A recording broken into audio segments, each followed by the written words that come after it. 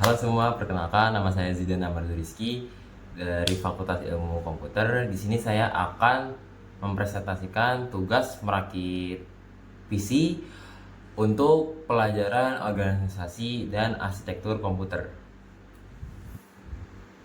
Oke, di sini sudah ada satu unit komputer yang sudah saya hidupkan. Di sini saya akan mencoba untuk membuka Microsoft Word. Terlihat bahwa komputer bertindak seperti normalnya. Di sini saya hanya membuktikan bahwa komputer ini hanya berjalan dengan normal. Oke, komponen pertama yang akan kita masukkan ini adalah power supply. Nah, power supply ini adalah komponen paling penting dalam komputer yang berfungsi sebagai sumber listrik. Ia mengubah arus listrik dari stop kontak AC menjadi arus listrik yang dapat digunakan oleh komponen-komponen di dalam PC. Nah, barang yang akan kita gunakan ini adalah Antec VP 500P.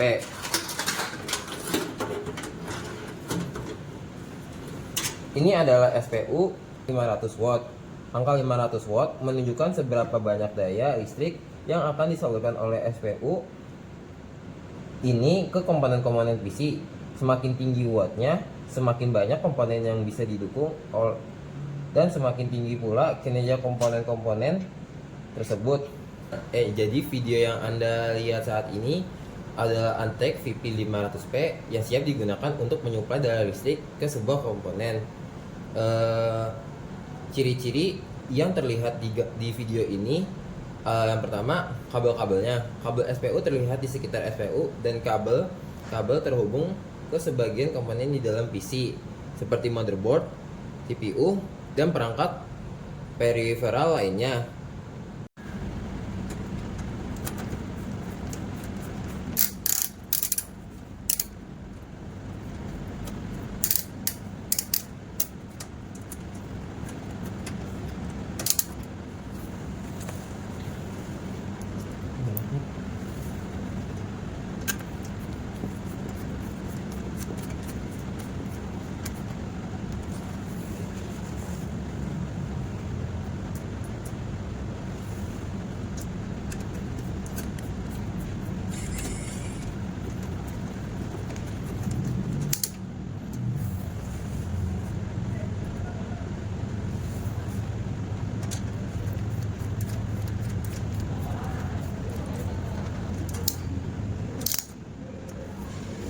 Selanjutnya adalah motherboard. Motherboard yang akan kita gunakan kali ini berasal dari MSI H1100M Pro VD Plus. Ini adalah motherboard micro ATX yang dirancang untuk prosesor Intel Core generasi ke-6. Ini memiliki slot LGA 1151 dan mendukung memori DDR4 hingga 32 GB. Motherboard ini juga memiliki slot PCI Express termasuk slot PCI Express X16 yang terletak pada di sini. Lalu slot PCI Express X1 yang terletak pada di sini. Jadi dia punya dua slot PCI X1 di sini, ada dua. Nah, peletakannya berada di samping motherboard ini, di samping power supply ini.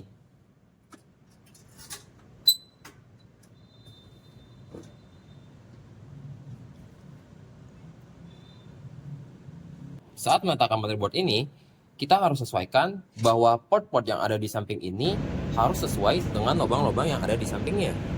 Harus pas ya teman-teman, tidak boleh kendor, apalagi ini adalah komponen listrik. Kita harus benar-benar teliti pada bagian ini juga.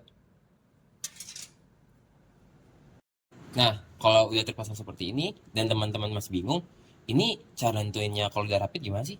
Nah, seperti yang dilihat, ini ada 1, ada 2, ada 3, dan 4. Nah, kalau sudah terbatas seperti ini, tandanya port yang sudah ada di luar ini, teman-teman, ini berarti sudah masuk pas, oke? Nah, kalau misalnya teman-teman masih bingung lagi nentuinnya dari mana, teman-teman bisa lihat dari setiap lubang-lubang yang ada di sini. Ini adalah lubang-lubang baut yang nanti akan kita pasang. Oke? Selanjutnya, memasang prosesor. Nah, prosesor kita kali ini akan menggunakan prosesor dari Intel. Seperti ini bagian belakangnya. Dan peletakannya berada di sini. Nah, buat teman-teman bingung cara masangnya gimana? Jadi yang pertama, tuas yang di sini kita tekan terlebih dahulu. Kalau sudah keluar seperti ini, kita tinggal buka ke atas. Dan otomatis dia bakal ikut ke atas juga. Nah, kalau teman-teman bingung, gimana sih naro prosesornya dengan benar? Teman-teman bisa dilihat di bagian ujung ini, sebentar. Nah, di bagian ujung ini ada segitiga kecil yang menandakan bahwa port harus berada di sini. Lalu, pada bagian prosesor, di sini terdapat dua. Di bagian kiri dan bagian kanannya, ada bagian yang sedikit melengkung. Nah, itu tandanya itu harus berada di bagian atas ini, teman-teman. Nah, untuk peletakan prosesor juga harus berhati-hati, karena kalau salah, ini benar-benar sensitif, kawan-kawan. Nah, kalau misalnya sudah merasa benar, kita tutup. Nah, ini pasti kayak gini. Nah, kalian tinggal geser ke aja. Nah, dan lalu kalian balikan lagi dan dorong dengan tenaga, lalu taruh di bagian bawah ini. Nah, di bagian bawah ini nanti dia akan mengunci. Seperti itu, teman-teman. Oke, selanjutnya ini adalah baut-baut yang akan dipasangkan pada motherboard. Nah, di sini terdapat 4 baut. Sebenarnya lebih, cuma karena situasi sekarang kita hanya memerlukan 4 baut saja karena peletakan motherboard ini sama seperti power supply yang tadi kita pasang. Oke, selanjutnya kita akan memasang 4 baut ini ke dalam 4 pin yang ada di motherboard ini.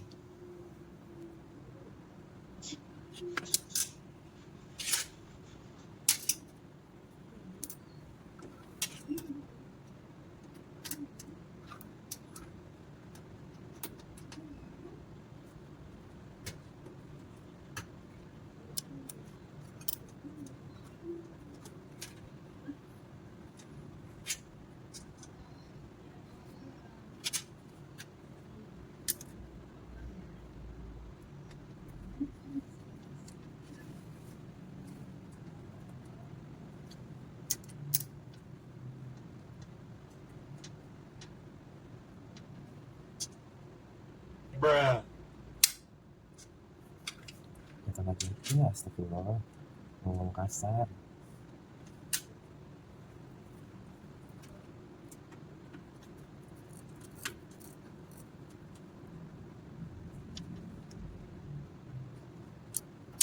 Cat laginya mana ya?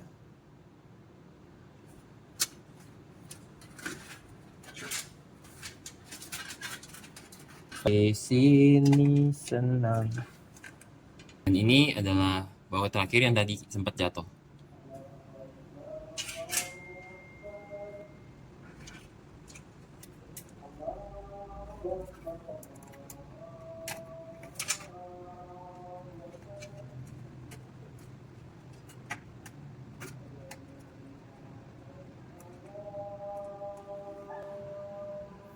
Seperti itu hasil 4 baut yang telah terpasang pada motherboard.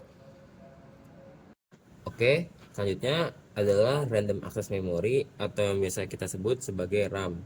Nah, RAM ini memiliki beberapa fungsi. Nah, fungsi pertama untuk menyimpan data sementara, yang kedua meningkatkan kecepatan dan akses data, yang ketiga membantu multitasking, yang keempat mendukung aplikasi grafis, yang kelima menyimpan data secara sistem operasi. Nah, secara keseluruhan, RAM merupakan komponen paling penting dalam komputer yang berperan untuk meningkatkan kecepatan, performa, dan stabilitas sistem. Kapasitas RAM yang besar dan kecepatan akses yang tinggi dapat memberikan pengalaman pengguna yang lebih baik, terutama untuk tugas-tugas yang membutuhkan banyak memori. Lalu untuk cara peletakan RAM ini berada di soket PCIe ini. Kita buka bagian ujungnya dan bagian setiap ujungnya. Nah, di sini ada bagian yang terpotong teman-teman. Nah, bagian terpotong ini harus disesuaikan oleh bagian yang ada di sini nih. Jadi dia tuh emang posisinya harus disesuaikan seperti itu. Oke, kita lanjut pasang.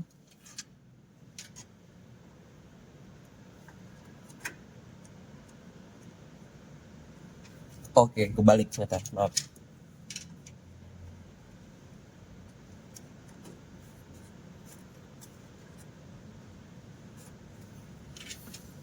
Dari ujung terlebih dahulu.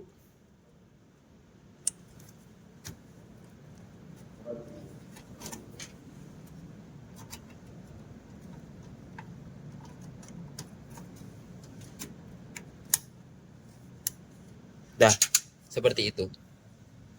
Selanjutnya, kipas. Nah, fungsi kipas ini untuk mendinginkan prosesor yang berada di tengah-tengah motherboard ini. Nah, kenapa posisinya ada di atas? Nah, fungsinya ini untuk mendinginkan si prosesor ini.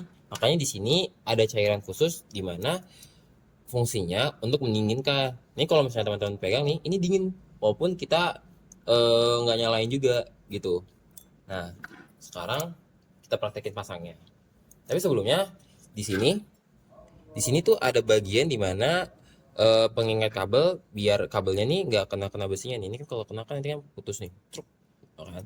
Nah, jadi kalau bisa dirapihin, nah ditaruhnya di sini gitu. Nah, buat masangnya, di sini kan ada sama nih 4 lubang juga nih. 1 2 3 4. Nah, bagian ininya harus kita sesuaikan gitu. Buat masukinnya, ini kita pasin sambil diputer-puter. Nah, kalau misalnya ngerasa udah pas, ini kita puter searah jarum jam. Searah jarum jam keempatnya ya.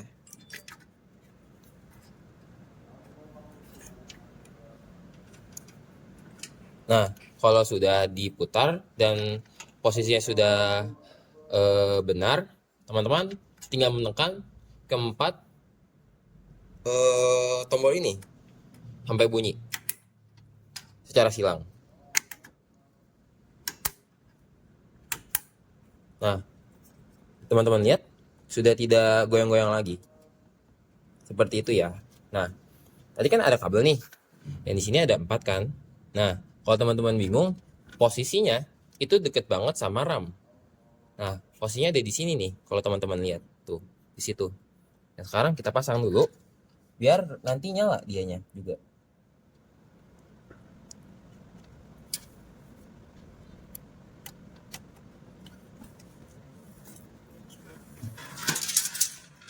Begitu teman-teman. Oke, di sini ada 4 jenis kabel yang teman-teman bisa lihat. Yang pertama ini HDD LED plus dan min. Yang bawahnya ada power LED plus. Yang ketiga ini ada power LED tapi dia min nih, belakangnya min. Nah, yang warna biru ini yang beda sendiri. Ini namanya reset SW. Untuk fungsinya teman-teman bisa Google aja.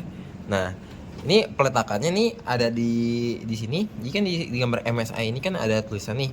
Nah, teman-teman ini bisa, kalau teman-teman perhatiin juga nih ya dengan detail, di sini nih ada tulisannya kok. Yang mana yang power LED, mana yang reset SW. Di sini nih ada tulisannya. Nah, untuk peletakannya yang pertama nih ya. Jadi kabel yang ini ditaruhnya tuh di bagian sini nih. Jadi bagian sini kan ada satu kabel nih, teman-teman. Dan atas ini bolong. Nah, di bagian yang satu pin ini kan sebelahnya ada nih. Nah, kita taruhnya di sini.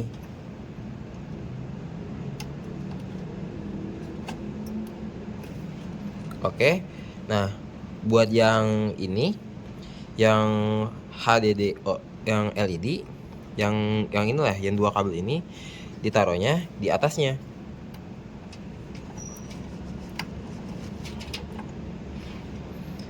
Nah, keduanya ini kemudian yang power LED plus dan power LED min kita taruh di sebelahnya.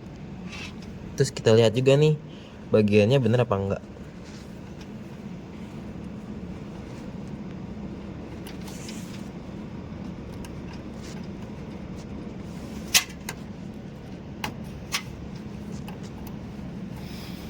Seperti itu teman-teman, kalau teman-teman lihat itu sudah terpasang semuanya. Nih.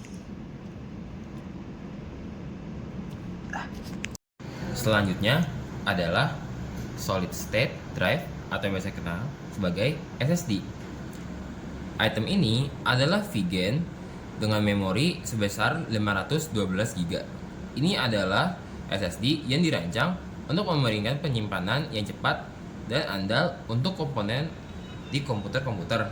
SSD ini memiliki kapasitas 512 GB yang cukup untuk menyimpan banyak file termasuk dokumen, foto, video, ataupun musik. Nah, fitur-fitur yang ada di VGAN adalah antarmuka SATA 3, teknologi 3D, AAND, yang ketiga konsumsi daya yang rendah, dan yang keempat tahan guncangan dan getaran. Secara keseluruhan, SSD ini menawarkan banyak keuntungan dibandingkan HDD, termasuk kecepatan yang tinggi, keamanan yang lebih baik, performa yang lebih tinggi, dan ketahanan yang lebih lama.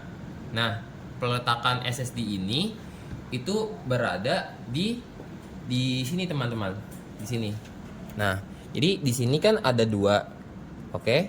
Nah, jadi nanti kita bakal pilih posisinya itu berbalik, lalu seperti ini teman-teman. Nah, di sini nanti kita akan mungkin kita hanya membutuhkan dua saja pada bagian sini dan sini juga, gitu teman-teman.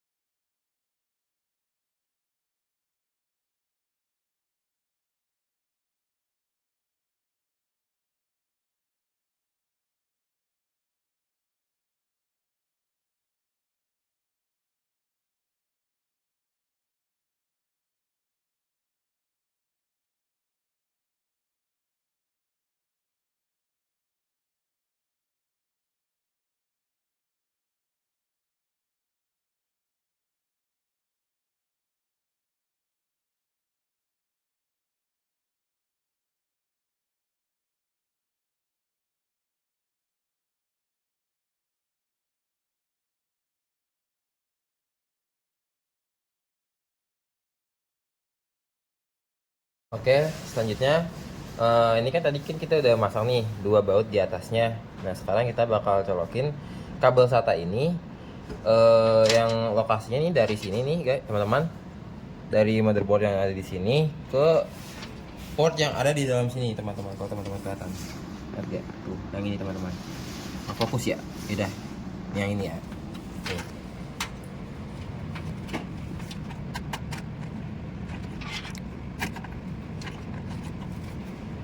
Oke. Ini bentukannya ada ujungnya, harus dilihat ya biar masuk. Nah, seperti itu. Dan yang selanjutnya ada yang di sini. Ini posisinya yang di paling ujung nih, teman-teman, paling ujung.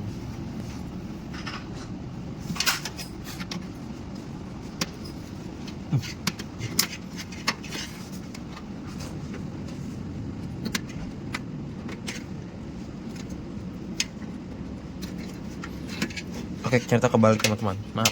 Nah, seperti ini. Ini kan sudah tercolok nih kabel SATA yang dari memorinya menuju ke motherboard yang ada di sini. Seperti itu. Nah, ini yang terakhir ini adalah step terakhirnya. Ini kan banyak banget nih kabelnya nih. Tuh, teman-teman. Tuh, banyak banget kan kabelnya. Bahkan aku aja gue bingung nih. Nah, kita mulai dari yang ini aja deh. Jadi yang ini kabel ini kabel power nih. Nah, teman-teman harus lihat, ini kan kayak ada beda sendiri tuh. Tuh. Nah, kita harus bikin ini sejajar atau patokannya nih. Ini kan sejajar nih. Nah, peletakannya ada di sini nih, di belakang slot RAM ini. Nah, sekarang kita pasang.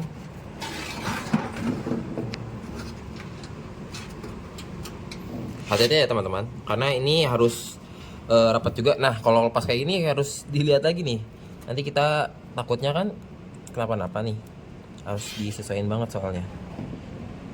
Oke, sudah nih ya teman-teman. Tuh.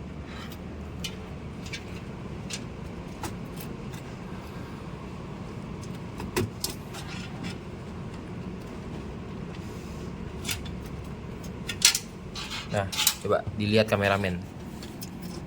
Tuh. Jadi ini posisinya nih harus klik juga nih di bagian bawahnya.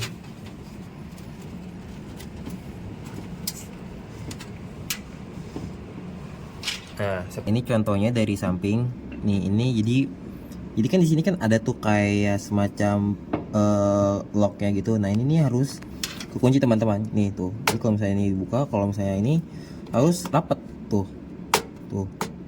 Jadi bukti kalau kita ada masuk tuh dari sini. Nah, terus juga teman-teman harus cek nih di bagian tandanya juga nih, ini harus bener nih.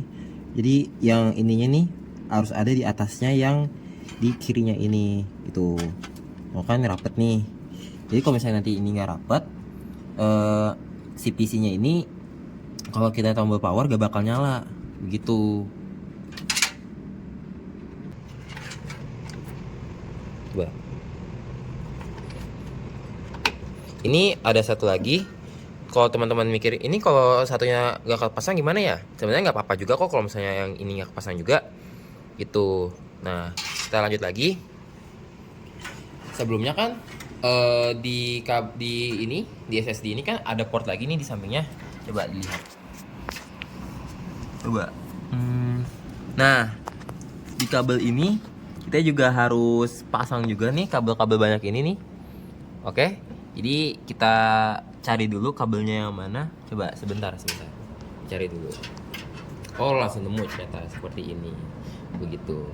Bentukannya kayak gini. Sama di ujungnya juga nih kalau teman-teman lihat, dia ada kayak sebentar. Nah, dia ada kayak bentuk L-nya sendiri nih di sini. Tuh. Sekarang kita pasang.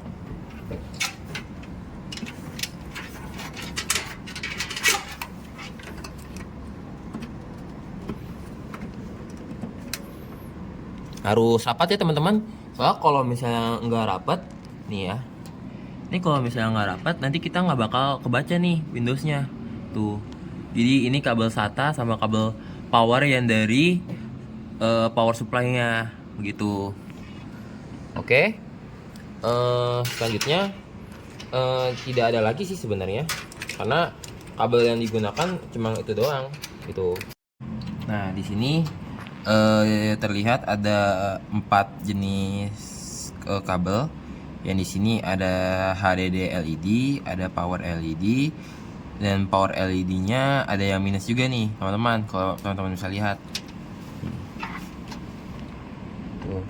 Seperti itu, teman-teman. Dan yang biru ini dia reset SW gitu. Nah, buat petakannya teman-teman di sini bisa lihat di tulisan MSI ini. Lu miring lah di sini lah, anjing rekamnya di sini. Udah sini langsung. Nah, seperti ini kalau misalnya sudah terpasang. Ini kan tadi kan berantakan banget nih. Jadi nanti tadi saya udah bikin kabelnya ke pojok semua gitu. Jadi nanti ya agak rapi dikit lah. Nah, gitu. Jika kabel satunya sudah terpasang, terus ini juga sudah terpasang nih agar SSD yang ada di sini terpajang juga. Sudah sih. Sebenarnya tidak ada lagi. Terus juga di sini kalau teman-teman lihat di sini kan ada 2 nih. Ada HD audio, yang satu lagi kalau nggak salah tuh USB. Ya benar, USB. Nah, kalau teman-teman bingung pasangnya di mana? Pasangnya ada di sini. Ini. Di sini. Ini. Oke, di sini. Tapi sebenarnya kalau nggak dipasang juga nggak apa-apa, karena fungsinya tuh fungsi dari kabel-kabel yang ada di sini nih, yang kabel power ini juga. Ini buat di bagian di atas. Ngomong. Goblok. Oke, jadi bentukannya kayak gini. Ini kan tadi udah saya rapihin nih, tadi kan berantakan banget kan. Nih. Jadi kabel yang tadi ini saya pojokin di sini. Terus juga udah sih, jadinya kayak kabel-kabel yang ada di sini tuh di belakangin semua gitu. Jadi karena emang belakang-belakang sini nih nggak kepake juga. Nah, jadi mendingan dipindahin ke belakang. Gitu aja sih. Jadi ya udah. Ini kabel powernya. Terus ini kabel ke fan-nya juga. Yang tadi saya bilang kalau walaupun satu ini tidak terpasang, ini tidak apa-apa. Terus juga kabel yang ada di SSD ini juga sudah terpasang juga gitu. Terus sebenarnya di sini tuh masih ada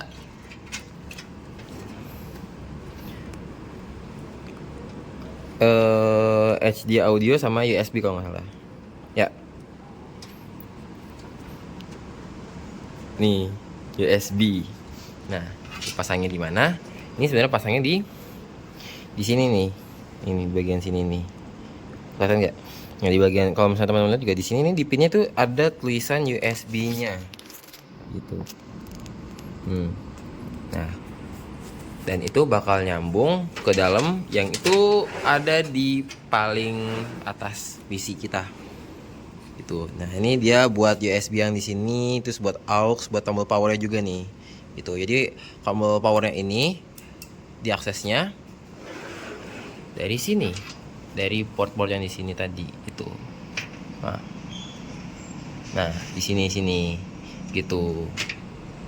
Selanjutnya, kabel power adalah kabel yang menghubungkan sumber listrik stop kontak ke perangkat komputer seperti CPU, monitor, atau perangkat peripheral lainnya.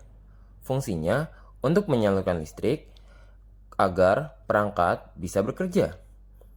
Jenis-jenis dari kabel PC itu beragam, tergantung pada jenis perangkat dan konektor yang digunakan. Intinya, kabel power PC ini sangat penting untuk memastikan perangkat komputer tetap berfungsi dengan baik. Selanjutnya, kabel Video Graphics Array atau yang biasa kita kenal sebagai kabel VGA adalah jenis kabel yang dulu sangat populer untuk menghubungkan komputer ke monitor. Kabel ini mengirim sinyal video dalam format analog, yang artinya data gambar diubah menjadi sinyal listrik yang terus-menerus berubah-ubah. Selanjutnya adalah kabel power monitor. Itu adalah kabel yang menghubungkan monitor ke sumber listrik. Fungsinya ya buat nyalain monitor biar kamu bisa melihat tampilan di komputer. Ya mirip sama kabel listrik buat alat elektronik lainnya, tapi ini khusus hanya untuk monitor. Kita colok kabel power monitor, lalu kita colok kabel power komputer agar kedua komponen ini tetap menyala saat kita ingin hidupkan. Lalu memasang kabel power pada soket kabel power. Oke teman-teman, jadi seperti inilah pemasangan kabel VGA dari PC. Jika teman-teman perhatikan, di sini saya memutar salah satu baut. Nah, itu bertujuan agar kabel VGA ini tidak lepas dari tempatnya. Semacam pengunci lah. Jangan lupa mengubah switch kabel power agar komputer tetap menyala. Nah, awal-awal yang saya lakukan adalah memasukkan kabel power monitor ke dalam soket kabel power pada monitor. Yang kemudian saya lanjutkan memasang kabel VGA pada monitor. Step ini sama seperti memasang kabel VGA pada komputer. Yang terakhir, menekan tombol power pada bagian atas komputer. Jangan lupa untuk menekan tombol power pada monitor juga ya. Oke, di sini terlihat bahwa komputer sudah memasuki logo Windows.